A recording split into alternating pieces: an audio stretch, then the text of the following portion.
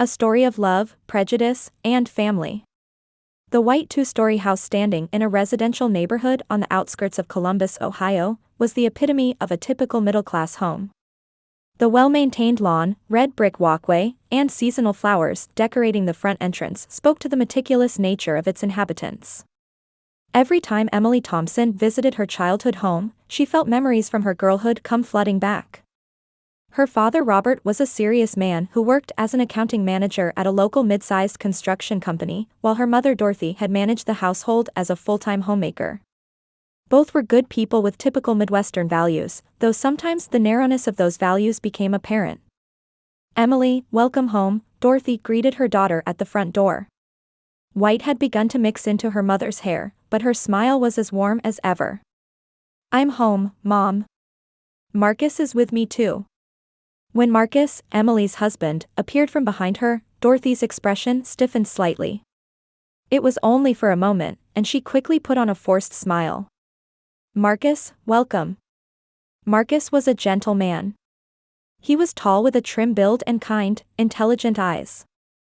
And above all, his skin was a beautiful brown color. 2 years had passed since he married Emily, but there was still a subtle tension between him and his in-laws. "Good afternoon, Dorothy." "Thank you for always having me," Marcus said, bowing his head politely. His manner was always gentlemanly, and he treated everyone with respect. In the living room, Father Robert was watching television. He was dressed in his usual outfit of a plain shirt and brown slacks, and when he saw Marcus, he raised his hand lightly in greeting. "Hey there, Marcus. Good to see you, Robert." The conversation always ended at about this level. Robert never took openly rude behavior toward Marcus, but he didn't seem to welcome him wholeheartedly either. Emily's heart ached every time she saw her father's attitude. "Isn't Jessica coming yet?" Emily asked her mother. "She should arrive soon. She has wedding planning meetings today," Dorothy's voice brightened. Emily's younger sister Jessica was a nurse, and her lively, sociable personality made her their parents' pride. Next month, she was scheduled to marry Brian, a doctor who worked at the same hospital. The front door burst open energetically, and Jessica came bouncing in with a smile. With her blonde hair in a ponytail and wearing her nurse's uniform, she looked exactly like a healthy young American woman. "Everyone, good to see you." Jessica hugged Emily and kissed both parents. Then she stopped in front of Marcus. "Marcus, how are you?" "Fine, thanks to you." "The wedding preparations must be exhausting, right?" "They are. But it's fun," Jessica laughed without reserve, but Emily detected a faint uneasiness behind that smile. At dinner time, the family of 4 and Marcus gathered around the dining table. Dorothy had prepared roast beef, mashed potatoes, and green beans for the meal. "So, have you finalized the guest list for the wedding?" Emily asked her sister. "Pretty much. But I'm still making adjustments," Jessica answered vaguely. "There are lots of things to think about, like photography and such." When Marcus offered, "If there's anything I can help with, please don't hesitate to ask," a subtle silence fell over the table. "Thank you, Marcus," Jessica answered with a smile, but it was more awkward than before. Emily felt her grip tighten on her fork. She could feel the invisible tension flowing through her family. Marcus sensed this atmosphere but maintained his calm demeanor. His kindness only made Emily's heart ache more. After the meal, while Emily was helping her mother in the kitchen, she said, "Mom, can't you still accept Marcus?" Dorothy stopped washing dishes. "That's not true. I think he's a good person. But you feel some kind of discomfort, don't you?" "Emily, we're trying to accept him as family. It's just..." Dorothy trailed off. "Sometimes I worry about people's reactions. That's all." Emily could understand her mother's honest feelings. There probably wasn't any malice. However, that unconscious prejudice was what hurt the most. In the living room, Marcus was talking baseball with Robert. Their conversation was superficial, but Marcus patiently accommodated his father-in-law. Watching her husband, Emily was reminded again of his wonderful character. At the same time, she harbored complex feelings toward her own family. Her beloved family and her beloved husband. Emily felt acutely the delicate nature of her position standing between them. On the Sunday afternoon 1 week before Jessica's wedding, the entire Hamilton family had gathered in the living room. Wedding details and photo samples were scattered across the coffee table, and Jessica was excitedly organizing them. "All right, let's do the final confirmation," Jessica said, opening the notebook in her hand. 120 guests total. After the church ceremony, there'll be a reception in the hotel's banquet room. Dorothy sat next to her daughter, nodding happily. "It's going to be a lovely ceremony. Brian's parents are so pleased too." "About the photography," Jessica said, looking a bit nervous. "I hired a professional photographer. We're planning to take lots of family photos." Emily sat next to Marcus, listening to her sisters talk. Marcus was smiling quietly as usual, but Emily could tell he was a little tense. "So," Jessica continued, "there's been a change to the seating chart." "What kind of change?" Emily asked. Jessica looked at their mother and father before answering. "Actually, Brian's grandparents decided to attend at the last minute. We need to prepare front row seats for them." "That's wonderful," Emily said with a smile. "It's like celebrating their long life too." However, Jessica's expression remained clouded. "So we need to adjust the seating. Emily and Marcus, could you move to seats a bit further back?" Emily frowned. "Further back? How far back?" "Toward the middle.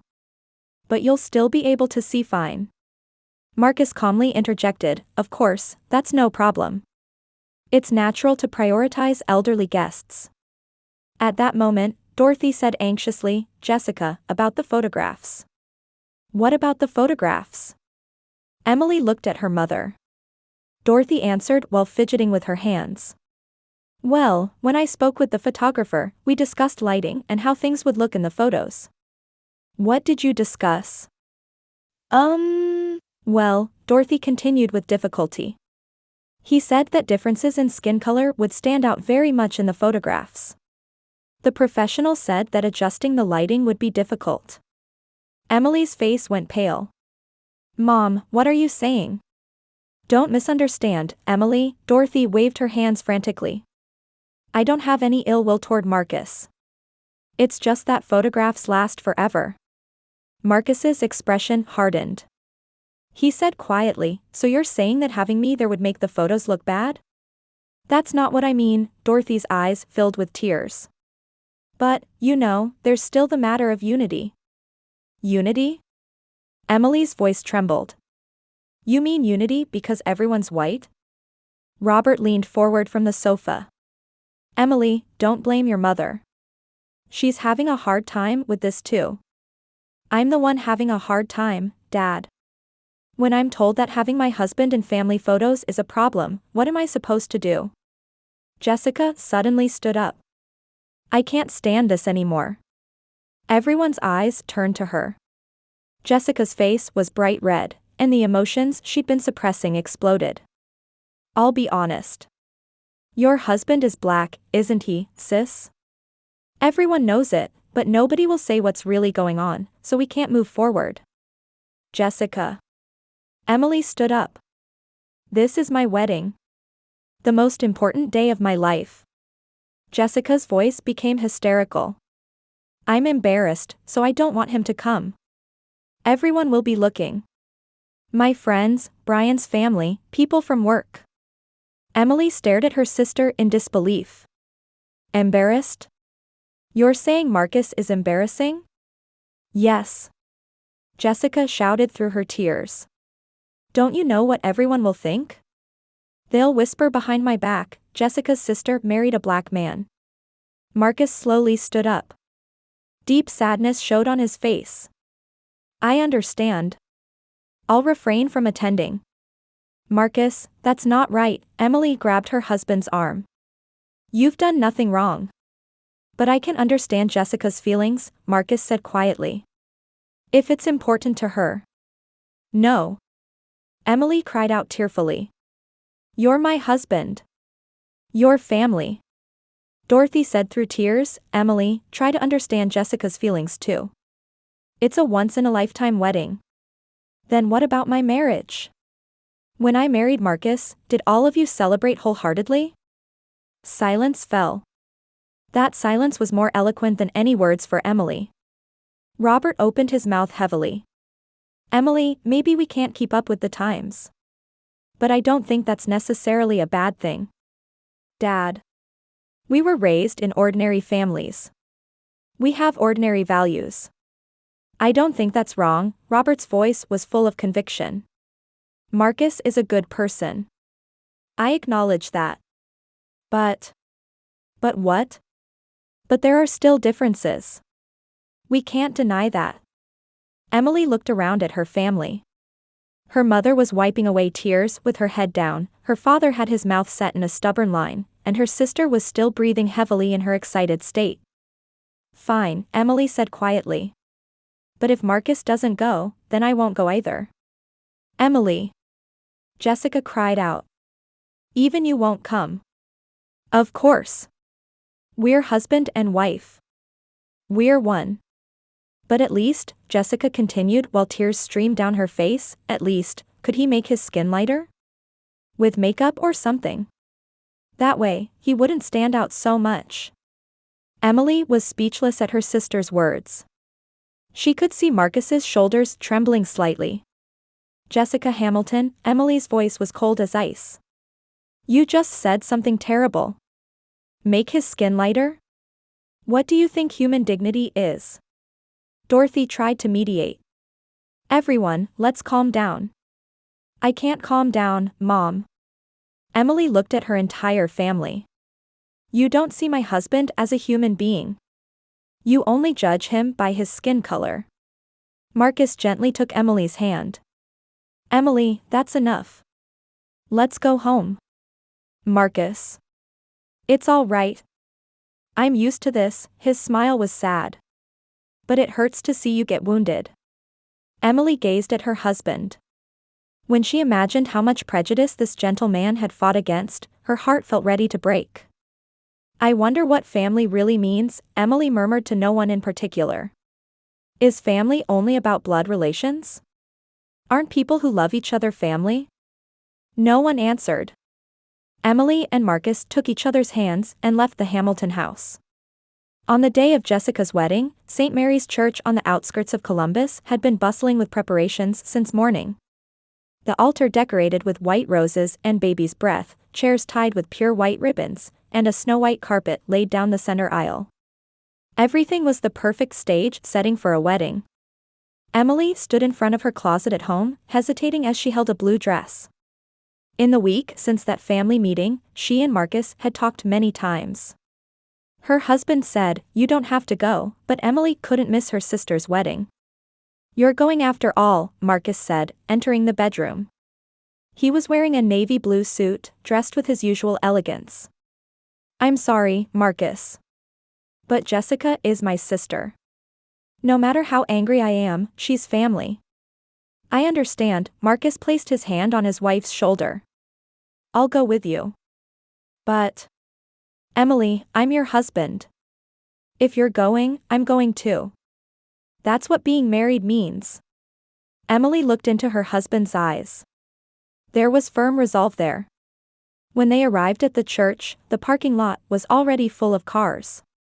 When Emily and Marcus entered the venue, the guests' gazes focused on them.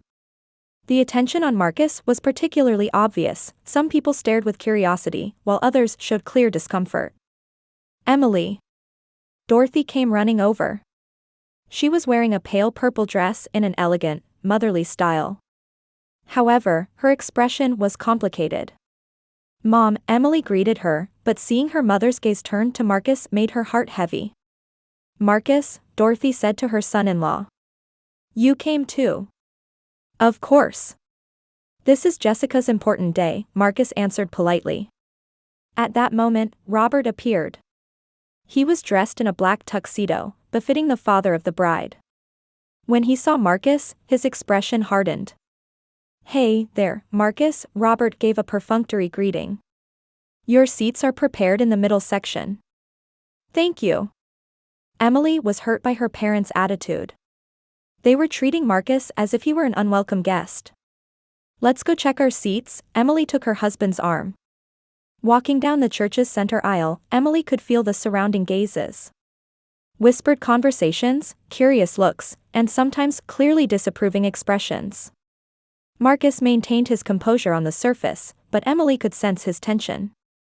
The assigned seats were indeed in the middle section, but not on the aisle side, they were toward the end. The arrangement seemed designed to hide them. "Making us sit in a place like this," Emily said in a low voice. "It doesn't matter," Marcus answered quietly. "What's important is Jessica's happiness." Soon, the organ music began to play, and the wedding march started. Brian took his place in front of the altar, followed by the bridesmaids. Finally, Jessica appeared, arm in arm with her father. Jessica in her pure white wedding dress was certainly beautiful. However, Emily watched the scene with mixed feelings. Her desire to wholeheartedly celebrate her beloved sister's special moment was mixed with anger over last week's events. As the ceremony progressed, Emily occasionally felt the surrounding gazes.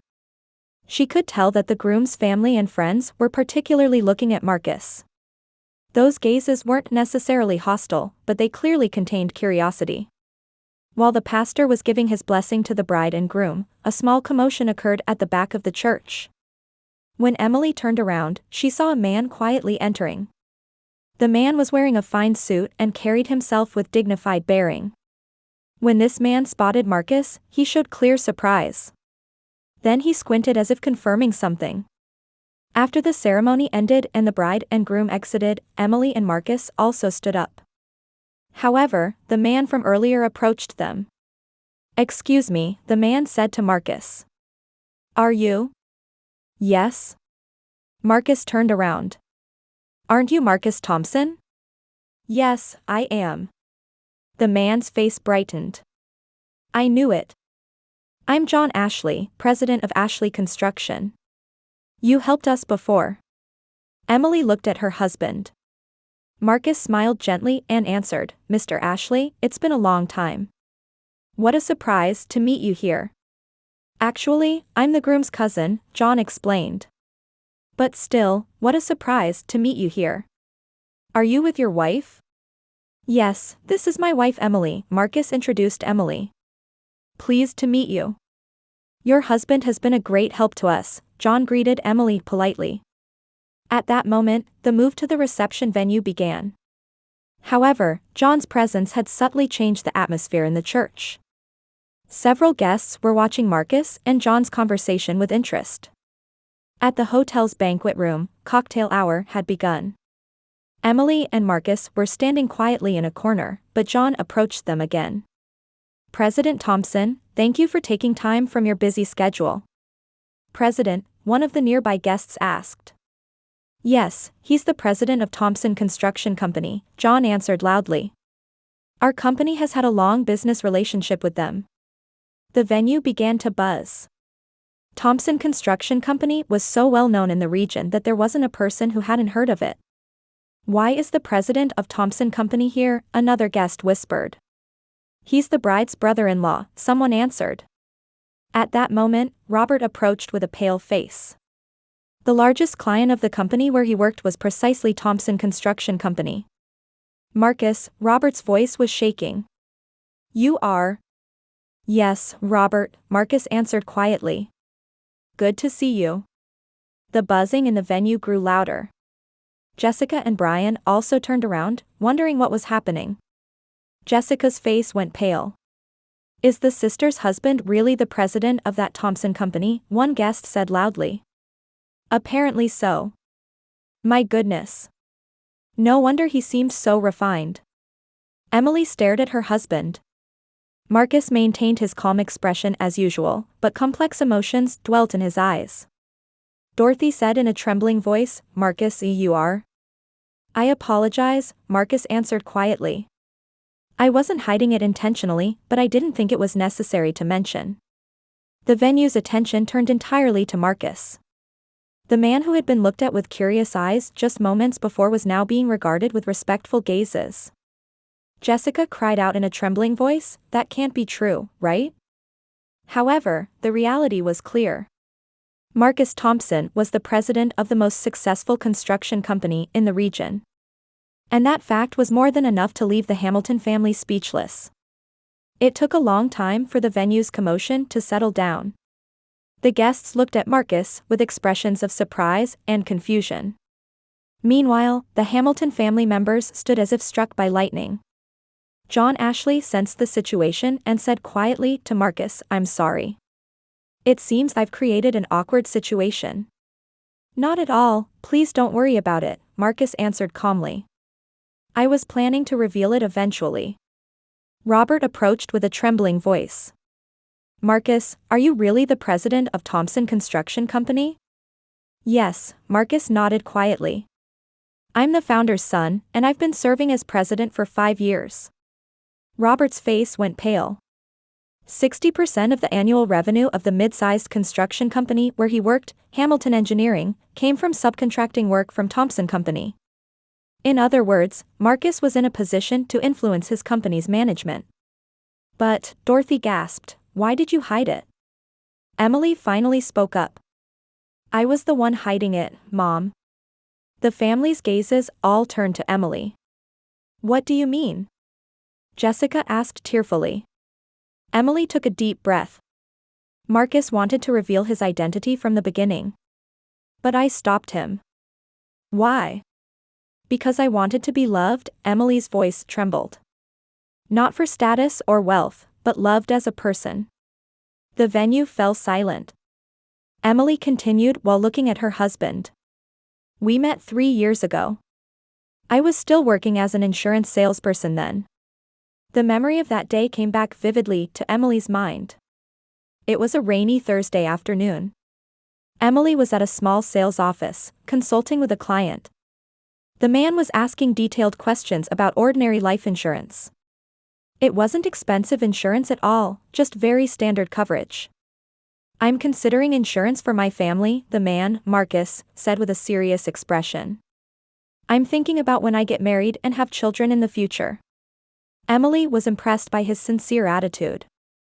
Many clients saw sales representatives only as tools to get lower prices, but Marcus was different. He made an effort to understand the insurance content and listened earnestly to Emily's explanations. "I'm glad I met a sales representative like you," Marcus said while signing the contract. "You're very honest and trustworthy." After that, Marcus began visiting the sales office once a month, using minor questions as an excuse.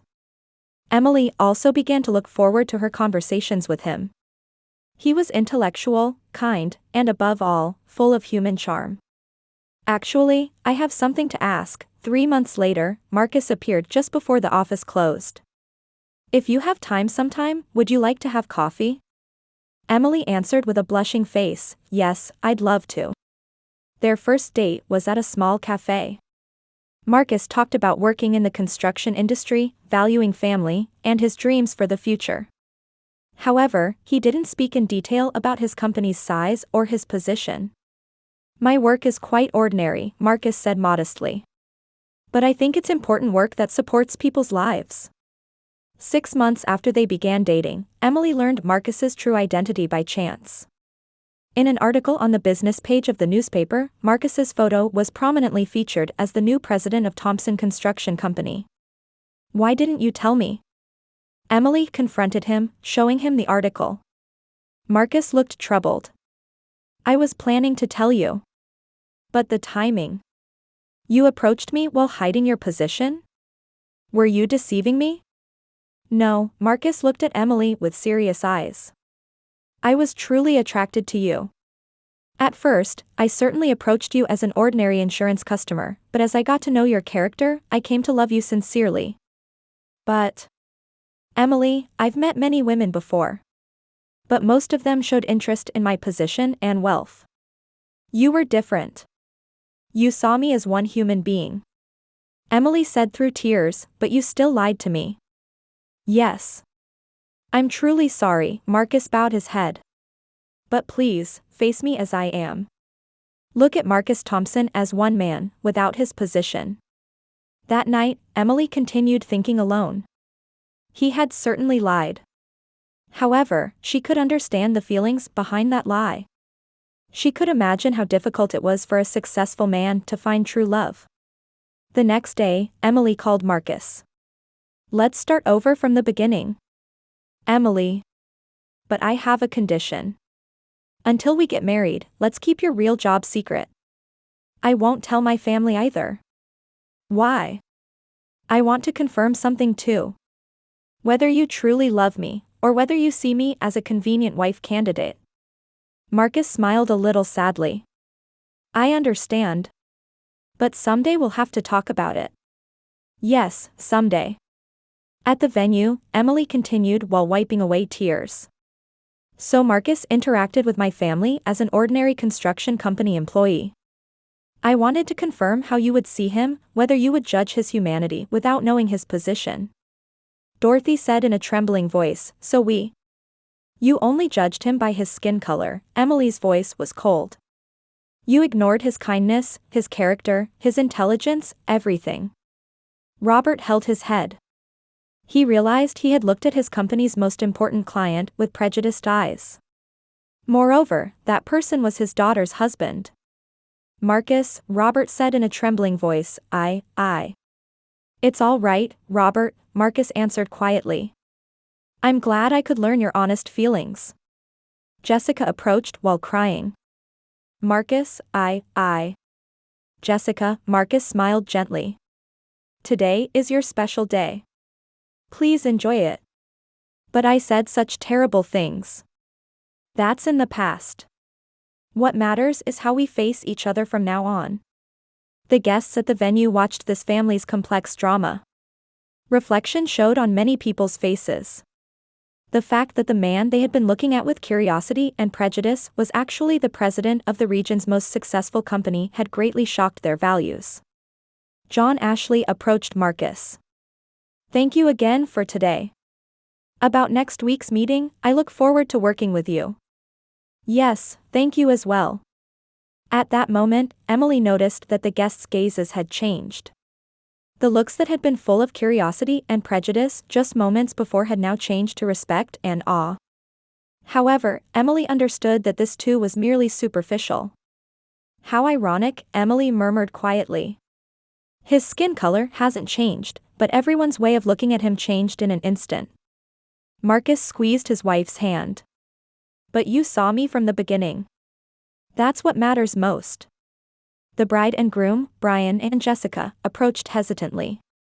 Their expressions mixed confusion with apologetic feelings. Marcus, Brian said. Thank you so much for today. And I'm truly sorry. Please don't worry about it, Marcus smiled at the groom.